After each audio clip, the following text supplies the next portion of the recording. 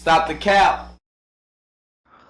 I'm doing this video because that whole thing with the 17-year-old boy in what was that? What state was that? Tennessee, and him shooting up the school.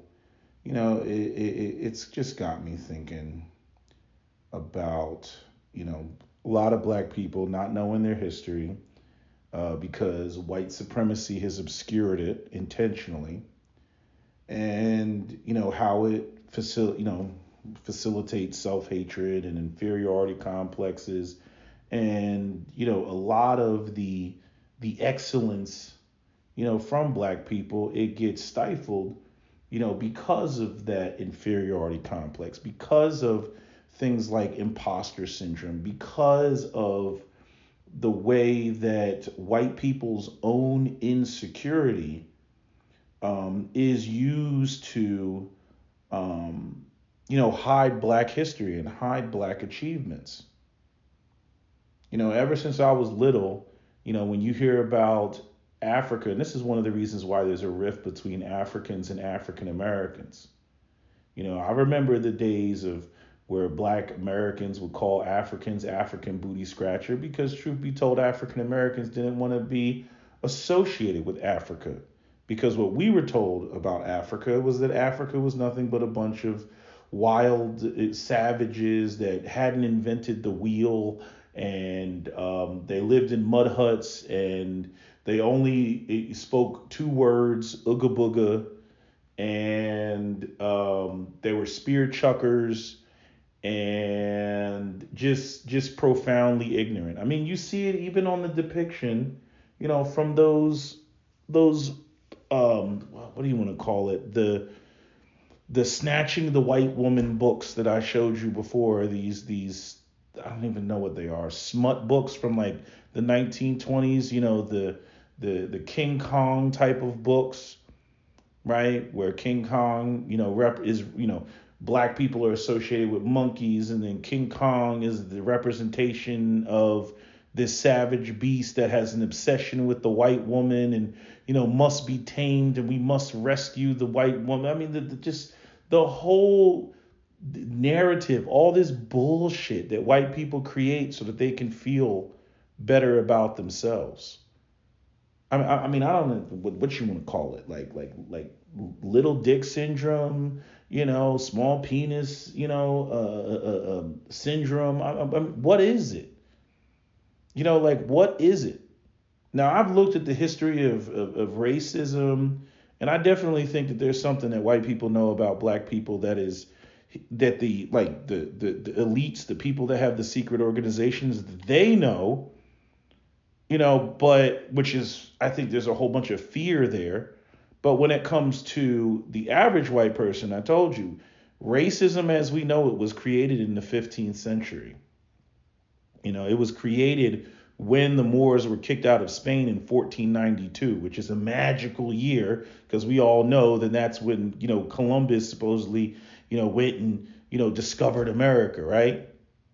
So they had to, in order to exploit these areas, exploit these regions, they had to come up with a whole narrative, right, of racial superiority in order to facilitate that. Because you have to remember that the default culture for Europeans is feudalism, where you got the kings, queens, nobles, and peasants, and the peasants, work the land. Again, you can go online, use AI, pull up all of the slave revolts. I mean, not the slave revolts, excuse me, they might as well be slave revolts, but the peasant revolts. There's a ton of them. After Rome collapsed in the 4th century, um, Europe was a backwater. It was a backwater. They went back to, the primitive ways, and, during the 7th century, the 8th century, the Moors came in, and then they brought, knowledge with them, which is why the depictions that you see of Moors in Europe, when you type in blacks in Europe or Moors in Europe, all of these depictions are positive depictions. And that even goes back to even the Roman Empire, because the depiction of what was it, Saint Maurice, which I think is in the 1st century A.D. You see? And they venerate, Saint Maurice. There's all type of images of Saint Maurice in Germany. But I wanted to make this video because, and basically it's just a catalog of all these images that I found, because I wanted to know what West Africa looked like pre-colonization. And the sad part is we'll really never know. Like, these are the closest images. Like, when was the camera invented? What year was the camera invented? Let me see. Because since all these images are of cameras, so the camera, the first permanent photograph was taken by Joseph Nisfro. I don't know how to say his name. Nispe. I don't know how to say his name. 1826 or 1827. So wait, what is this?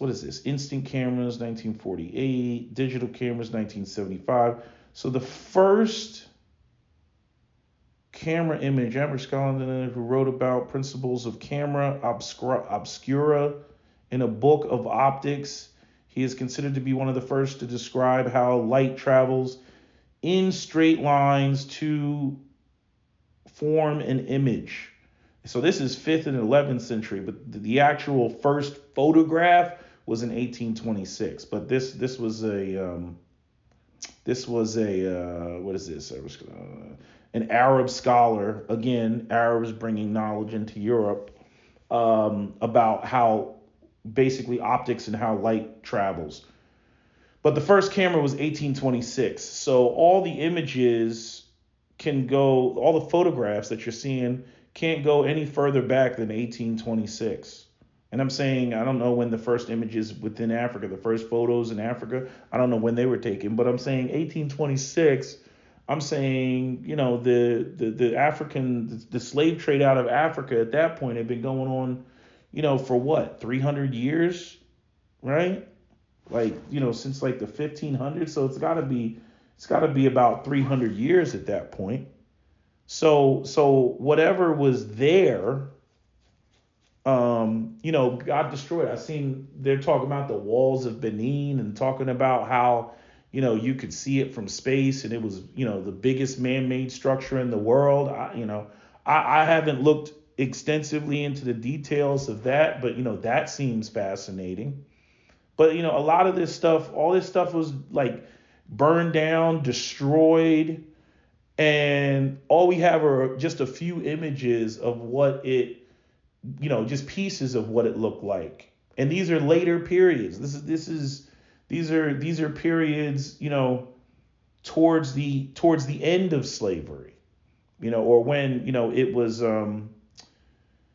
shut down. When did the British end slavery? When did the British end slavery?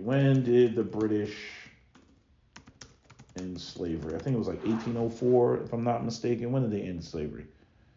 1807. Okay, so basically 3 years after the Haitian Revolution, the Slave Trade Act. 1807, the British Parliament passed the Slave Trade Act, which abolished the transatlantic slave trade within the British Empire. So, I wanted to make a video, and I just wanted to, I was just going to talk about, just how sad it is that, we don't know what, West Africa looked like. There isn't much left that us is, maybe I'm ignorant of it, because us as African Americans, it's not like we've been to West Africa, we've traveled there. Many African Americans are literally completely ignorant of West Africa. All we know about West Africa is what white folks told us, and it ain't been positive.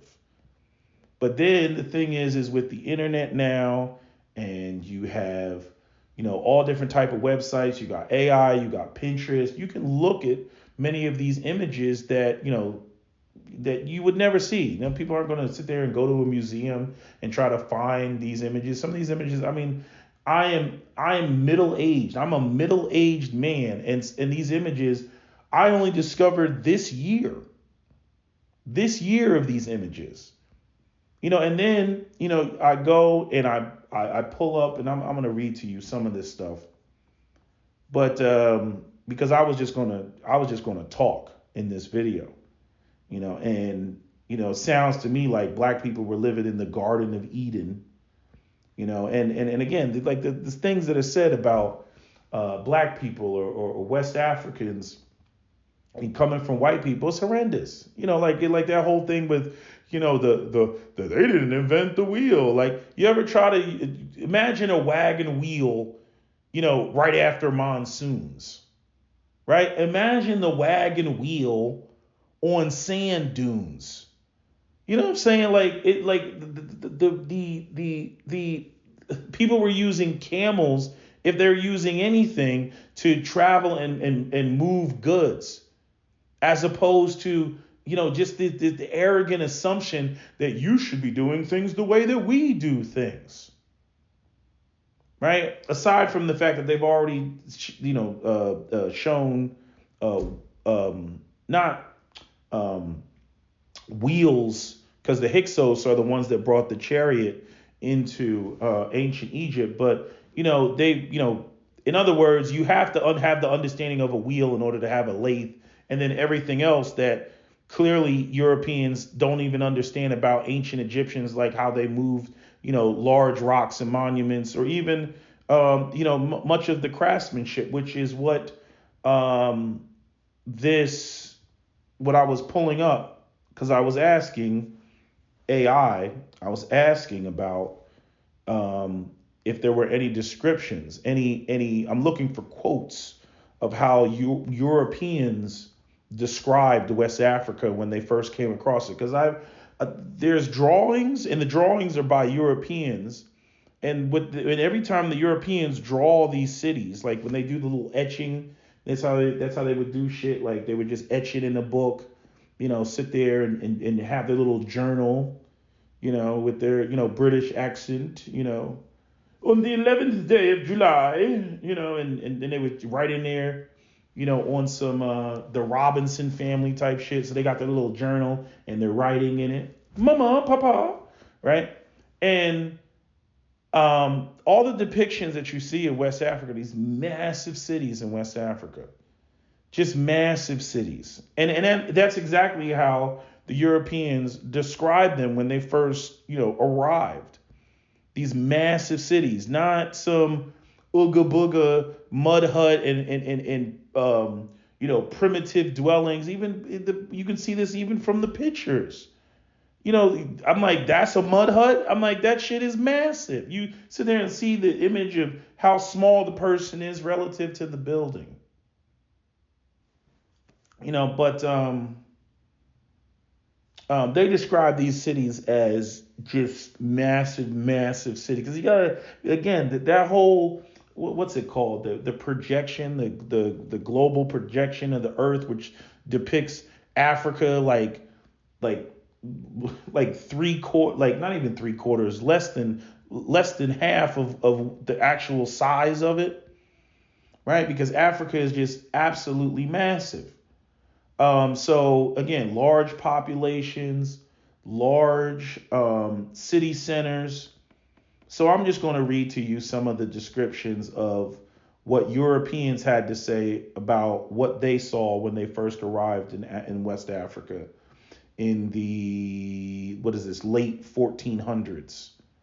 So when Europeans first arrived in West Africa during the 15th century and subsequent centuries, they encountered complex societies with highly organized cities, sophisticated trade networks, and impressive cultural and architectural achievements. Several historical accounts describe what Europeans saw, often with a mix of admiration, curiosity, and bias. Here are some notable descriptions and quotes from early European accounts. Elima, Ghana, Portuguese arrival, 1471. Elmina, not Elima, Elmina, or São Jorge de Mina, was an important trade hub on the Gold Coast. The Portuguese were impressed by the region's wealth and organization. Durante Pacheco, Peria, I don't know how to say it, Portuguese explorer. The land is full of gold. Its inhabitants are black men, well disposed and understanding, who trade in this gold and other products, living in fine settlements along the coast. This is Timbuktu, Mali Empire, 16th century. Timbuktu, a major center of learning and trade, was already renowned when Leo Africanus, a Moorish diplomat who later converted to Christianity, visited the city. His description greatly influenced European perceptions of Africa. Leo Africanus, 1526, the rich king of Timbuktu hath many plates and scepters of gold, some whereof weigh 1,300 pounds, and he keeps a magnificent and well furnished court. Here are many shops of craftsmen and merchants, and to this place merchants bring clothes of Europe and of diverse parts of Barbary. On the city's learning, he stated, here are great stores of doctors, judges, priests, and other learned men that are bountifully maintained at the king's cost. Benin City, Edo Kingdom, 16th century. Benin City in present-day Nigeria left a lasting impression on Portuguese and Dutch traders for its urban planning and artistic achievements. Dutch explorers, 1600s. The city of Benin is very large. When you go into it, you enter a great broad street, which is not paved and seems to be 7 or 8 times broader than the Wormoes Street in Amsterdam. I'm not familiar with that street. The houses are built alongside the streets in good order. The one close to the one close to the other. Captain William Rainier, British trader, 1600s. The King's Palace is as large as the town of Haarlem and entirely surrounded by a special wall, much like a castle, made of a clay wall of the same thickness as the walls of the houses. Congo Kingdom, Portuguese contact, 15th century. The Congo Kingdom impressed the Portuguese with its political structure, religious practices, and urban centers. Diogo Chau, that's what it looks like it says, Portuguese navigator, 1480s. The Kingdom of Congo is vast, with rich fertile soil and a multitude of people and a ruler who governs wisely. On the capital city of Mbaza, Congo, described by Portuguese missionary João dos Santos, that's what it says, João dos Santos, a city well ordered with fine houses and a king who resides in a grand palace surrounded by courtiers and advisors. Senegal, and the Jollof Empire. I didn't even know there was a Jollof Empire. I just think Jollof rice. But anyway, early European explorers and traders noted the wealth of the Jollof Empire, particularly its resources in gold, textiles, and livestock. Portuguese records, 15th century, the king of Jollof is mighty and rich. His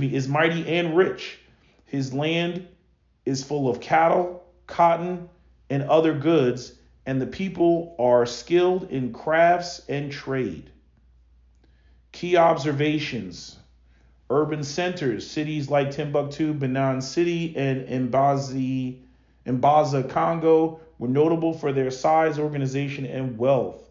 Sophistication: Europeans remarked on the advanced political systems, trade network, and cultural institutions. Biases: while many accounts show admiration, some were filtered through Europeans' prejudices, often framing Africans as noble savages and downplaying their achievements to justify colonization. And next one. And I asked I asked to describe the density of the cities, the size of the cities. Timbuktu, Mali. Timbuktu, a famed center of learning and trade, was widely recognized for its size and population. Leo Africanus, the city of Timbuktu has about 100,000 inhabitants. It is a place of great trade and wealth. There are many magistrates, learned doctors, and teachers who receive high salaries. And the king has a large palace. And it says, note the figure of 100,000 may be an exaggeration, but it reflects the city's perceived scale and importance. The city was described as sprawling with streets lined with markets and houses made of mud and thatch, showcasing both its economic vibrancy and the density of its population. Gao, Songhai Empire.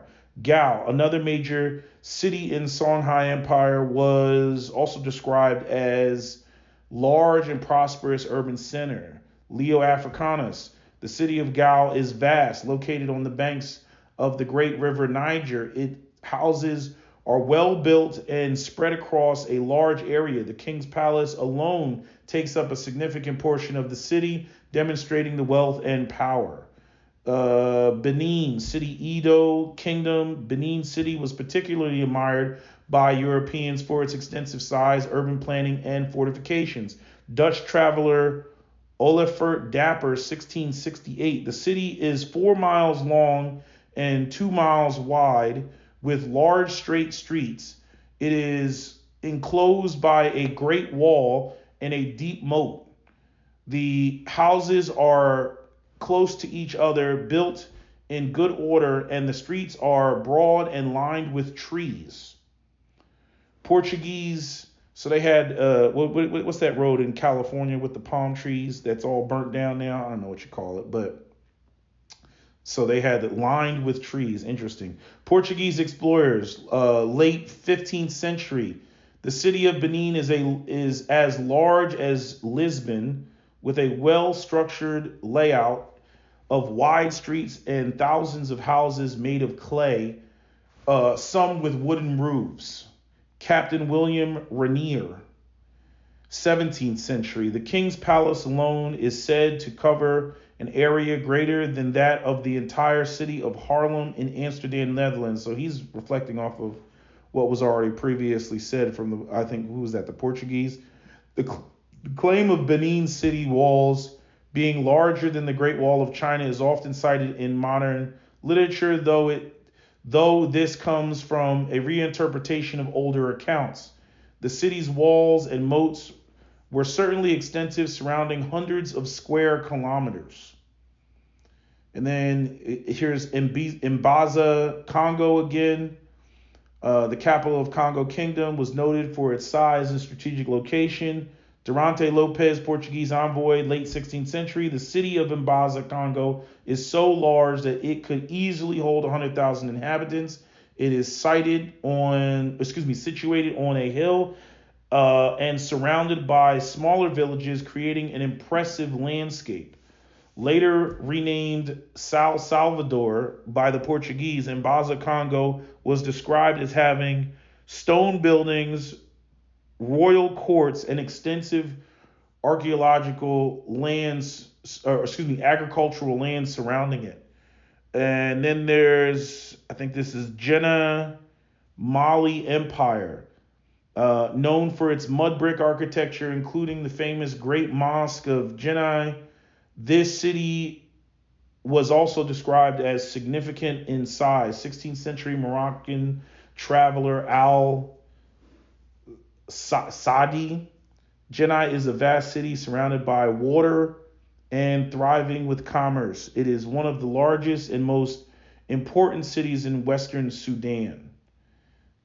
Kano, Hausa City State. Kano, not Kano. Kano, that's what it looks like to me. A prominent city in the Hausa region, was described by early European and Arab travelers as bustling trade center. Early Arab accounts, 14th century. The city of Kano is vast and surrounded by a great wall. Inside there are markets teeming with goods, and the streets are always busy with people. Later European accounts from the 19th century reinforced the scale of Kano's population and fortifications, noting its walls spanned over 14 kilometers and enclosed an area of about 16 square kilometers.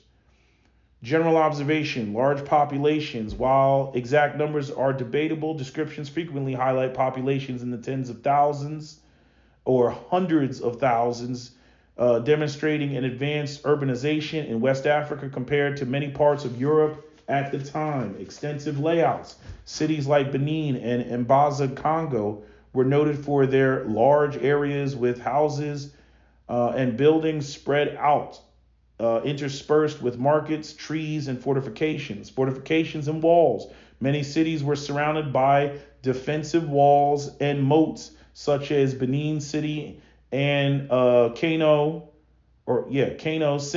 signaling their strategic and military importance. And then, where else am I at? Nope, that's it. I mean, I could ask it more. I'll probably make another video. I don't want this video to be too long. I'm still doing research on a lot of stuff, like just like the stuff that I pulled up about, I was trying to figure out what was going on with those British wigs, the judiciary wigs. And then it's like, oh, well, King Louis the 14th of France brought it over here. And then also King Charles the second popularized it. And then I go and I'm looking, and all of a sudden I see the word swarthy. I'm like, swarthy? And then I do a little bit more research, and then, it's like, oh, they come from Spain and they're swarthy, and they, and I'm like, Moors ruled Spain for like 800 years. And then I'm like, okay, Spaniards, and then you're part of the royal family. I'm like, yeah, chances are, we got some passing Moors, or mixed heritage Moors or whatever. And I'm like, isn't that interesting? And I'm like, because here you got a bunch of British people wearing nappy wigs. I'm like, where is that coming from? And then, there's this whole aspect of iconoclasm, where there's this whitewashing of saints that were previously black. Saint Maurice is one of the, the ones that essentially get preserved, because I guess there's so many depictions from him, and he was from Thebes, Egypt. But there's a lot of rewriting of history. And again, I think a lot of it comes in with the 15th century with trying to find justification to conquer other lands. So you can't make them human beings. You can't make their civilization equal to yours. You have to find a way to come up with all type of pseudoscience and phrenology and I mean, you got to build out a whole narrative of white supremacy. Right now, all of a sudden, you're the Aryan race, and you're the Nordic people, and from the gates of Valhalla, and Odin comes down riding on a fucking dragon with like two Valkyries floating down next to him. Like, you got to come up with all this bullshit in order to justify white supremacy. You got to come up with all this shit, and I don't know. It just seems to be. Like, and there's like this fragile ego when it comes to white people.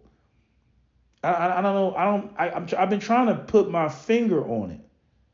The way like their heads explode when you say, hey, the history that we were taught was a lie. Here's the receipts.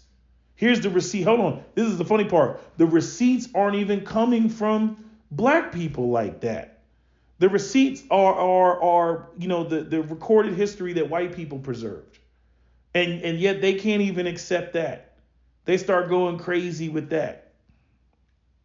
And you got all these other people, that have adopted white supremacy. That try to, engage in this proximity to whiteness, like what you see with the Arabs and what you see with the Asian communities. Right? Not realizing that they're next on the chopping block. It just depends on, who's the enemy right now, but it rotates. But I mean, the damage that was done, and I have the other video, people talking about, well, the blacks, they sold other blacks into, into slavery. And it's like, yes, there was, participation there, but it's not like the way that they paint it. Europeans came in there with gunboat diplomacy. Europeans came in there, the Galactus with Norrinrod, the whole Silver Surfer thing. If you don't do this, well then we'll just oppose you and fund the other tribe that you built that wall for, and we'll give them the guns, and then they'll come in here and take you over, and then we'll tell them what we need to do, and if they don't do it, we'll replace them with somebody else. This is the same thing. This is the same thing that the Europeans did with the Indians. The Battle of Plassey is the same thing that they did. With the Chinese and the Opium Wars, forcing opium on them is the same thing that they did with forcing their way into Japan. This is what they do. This is how you ended up with the sun never sets on the British Empire. This is what they did. This is why it's hilarious about them bitching about, what's going on in the UK and bitching about, oh, there's too many immigrants here. And first off, again, it's not even about whiteness. It's about the ruling class maintaining the system of capitalism, which got rid of the monarchs, because now the nobles are now have more power than the monarchs. This hence, all these people like Jeff Bezos and Mark Zuckerberg and the guy that runs Google and everything. All these people have, a collective net worths, more than whole governments. You see? And so, once they got rid of the royal families, or most of them, some of them were smart and they capitulated. But, the capitalism only works when you have babies and you have cheap labor. And that's why they're bringing all these folks, into Europe, because, again, the good run that Europeans, were living, what kills me about white people is white people, Europeans, act like the lifestyle, the quality of life that they're living, they created all on their own. And they completely ignore the fact that the only reason Europe is living in the first world conditions that it's living today is because it stole, raped, pillaged, and plundered from the global south. That's the only, there aren't enough minerals in Europe in order to maintain European society. And the thing is that, again, end stage capitalism, to maintain that quality of life and to not have, the continued exploitation of the former colonies means that the labor, and on top of the capitalists taking the jobs out of these regions and taking them into, third world and second world countries so that they can exploit them and then bring the goods back into the country, right, to be sold to people. Eventually you get to a point where, not only are the goods that you're trying to sell, the people can't afford because the people back home don't have jobs, but also, they can't afford the cost of living, which means that their birth rates are going to go down. They're not having kids because they can't afford it, right? And then again, that whole aspect of they need cheap labor on top of the fact that the immigrants also bring in those new babies. The white elite have no loyalty to the white proletariat, the white population. Their loyalty is to capital. And so, like I said in my other video, until white people get over their racist bullshit, like the proletariat white people, when you see all these white nationalist groups and you see all the white people bitching in the UK and crying and fussing about, oh, there's so many immigrants and all. I was arguing with somebody not too long ago. They were talking about, we need to send all the immigrants back and blah, blah, blah, blah, blah. I'm like, the only reason they're there is because of your colonization. And if Europe is for Europeans, then Africa is for Africans, and you can tell the white South Africans to get the fuck out. And you can tell the Germans in Namibia to get the fuck out. And the Africans keep their resources, and then you buy their resources at market prices from the Africans. Oh, would that ever, change, turn the tables? But no, white people aren't going to do that. They can sit there and talk about how much they're Christians and they got the sweet twinkle in their eye all they want. At the end of the day, white people are a bunch of savages.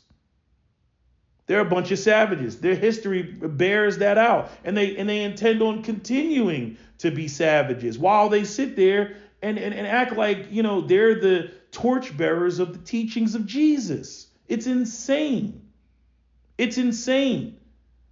I was talking to another white person like recently. We were having this little mini debate about Christianity. And I'm like, you're telling me all this shit about Jesus, which again, I take personal issue with because I have a problem with the idea that black people are 300,000 years old and Europeans only came into existence about 45 to 50,000 years ago. And then they're going to present this 2,000-year-old religion, as though they can tell us about how to serve the God that created us before it created them, right? Like they're going to be the moral compass when you have a whole history of fucking savagery. And they're going to tell us about how, they're going to guide us on them being the moral compass. And I'm sitting there and I'm like, how do you sit there and you look at all? So this is where the Darwinism and the morality of the Bible conflict with one another. Because you can't say survival of the fittest. You can't say Chronicles of Riddick, you keep what you kill, and then run around and then talk about the teachings of Jesus at the same time. Right? Those two things contradict each other.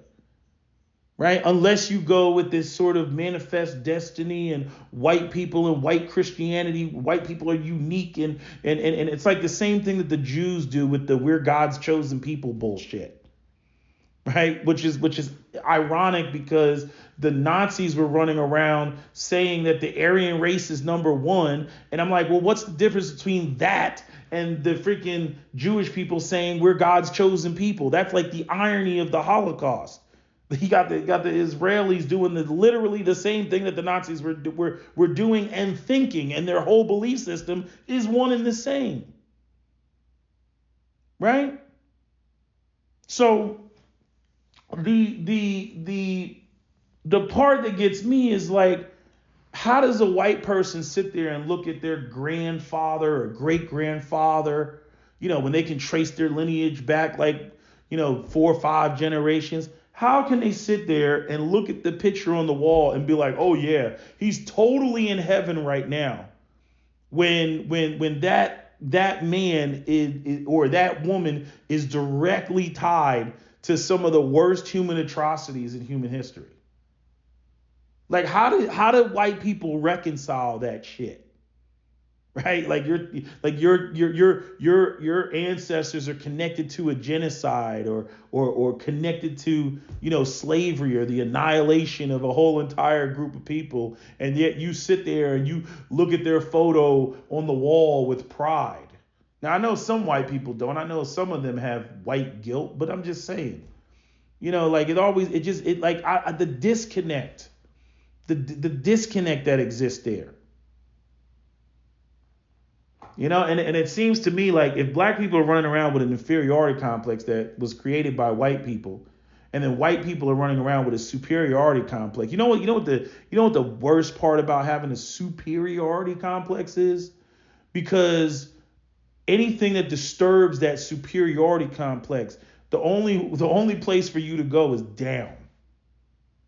Right? And that's why white people lose their shit. Where with black people, the only place for us to go is to ascend. The only place for us to go is someplace that's more positive than what we've been sold, right? What we've been taught, right? The misinformation that we've been given. Where with white people, they're like, no, we're on Mount Olympus. Anything other than this means what? Means what for your identity? What does it mean? What does it mean? If you can't put whiteness at the top of the concept of greatness. You see? And that's why I think white people get so defensive the way that they get, because the only place for them to go essentially is down, in terms of, psyche. They like, who wouldn't like just absolutely being at the top? But the disgusting thing about white people is they don't even want parity with anybody else. They're like, no, we're number one. We're number one. And that's all there is to it. We're number one. Right? And it like doesn't matter like how they get there, what they do to get there. I mean, this is the contradiction of white existence. In one breath, they want to tell you about, the teachings of Jesus and love and compassion. And right, they want to tell you that. And then in another hand, survival of the fittest. We're on top because we're the apex predator. We kill anybody who opposes us. I'm like, that doesn't sound very biblical to me. And then they take the Bible and they twist it all around and all this other shit. I'm like, are there any white people even in the Bible? Are there any white people in the Bible? Seriously. Let me see. Are there any white people in the Bible? Are there any white people in the Bible? Let's see. Are there any Caucasians? Are there any Western Europeans in the Bible? Blah, blah, blah, blah, blah. Bible. Mediterranean, Middle East, North Africa, Egypt, Canaan, Mesopotamia, Genesis, da-da-da-da-da. So we have Shem, we have Ham, and Japheth, traditionally associated with people of the northern regions of Europe and parts of Asia. So I guess Japheth. We have the Romans. Yeah, they're associated with Europeans, but again, they weren't even considered white until the Nazis went and tried to claim them because of the greatness of Rome. Where's this at? We have Edomites. We have Philistines. We have blah, blah, blah, blah, blah. So Japheth. Hold on. Let's see. Well, how many minutes? I'm at 42 minutes. Where am I at? Japheth is one of the sons of Noah, mentioned in the Bible, according to Genesis. Japheth and his brothers, Shem and Ham, were the ancestors of all humanity after the great flood. Here an overview of who Japheth is and what is traditionally believed about him. So, but is there anybody else, like an actual like white person in the Bible? I want like white. I don't want progenitors. Why is it still typing? Anyway. But yeah, so it's just there's gonna be a lot of pushback on the shit that has come up. The stuff that has been put forth, especially now with people having information at their fingertips. And yes, a lot of people are gonna be upset with white people because they're gonna discover just how big of liars white people are. That's all there is to it.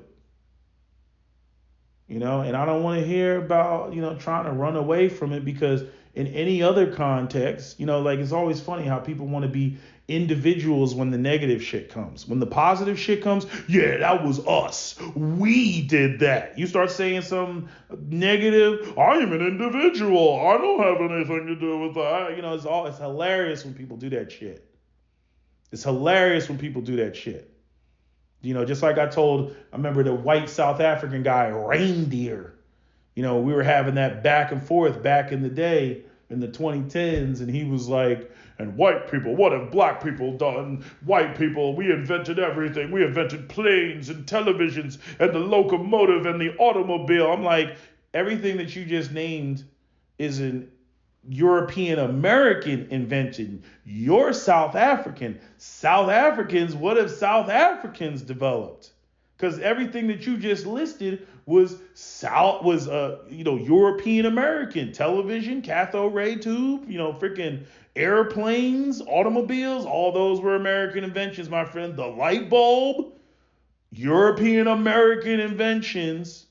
But notice the funny thing was when we got to American slavery, he was like, oh, no, no, no, no. That's American slavery. We didn't have slavery in South Africa. Don't put that on us. All we had was apartheid. So we're not as evil as those white Americans. And this was a white South African saying this shit. So he wanted to claim all the American inventions from European Americans, but when we got to slavery, he was like, I ain't got nothing to do with that. I ain't got nothing to do with that. So why are you trying to claim European American inventions, my friend? Oh, well, you see what had happened was, I'm like, man, get the fuck out of here, man. Get the fuck out of here. And this is the bullshit that we deal with. But anyway, I'm already made this video long enough. I might loop the pictures over again just so that I can get them to kind of cycle a little bit faster. So you'll see them more than once. That'll probably be because I know you want to sit there and look at them and see what I see. But I'm gonna put them all. I'm gonna put them all together. I gotta make sure that I gotta make sure I got all the right images. But yeah. So that's my video, SWPL. Don't forget to comment, share, like, and subscribe. Move. Hold on. Yeah. Hello? Where we at? Oh, you want to know where I'm at? We outside!